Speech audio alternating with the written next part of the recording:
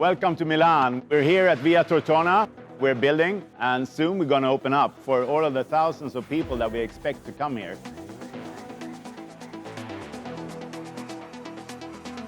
There's going to be talks, there's going to be exhibitions, there's going to be food, and there's going to be night action too.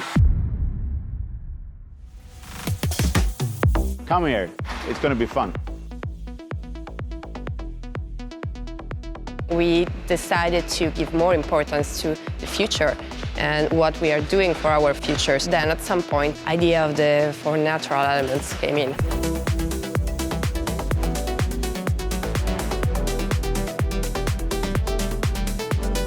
I hope that people will find this exhibition unexpected, a little bit different. The senses of the visitors will be involved, and I would like the visitors to experience it in a very different way compared to other great exhibits that you can find at Milan Design Week.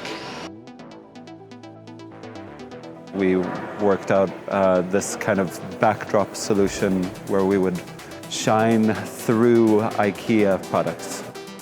The coolest lighting experience to me is probably the one behind me with the mist and the water bottles.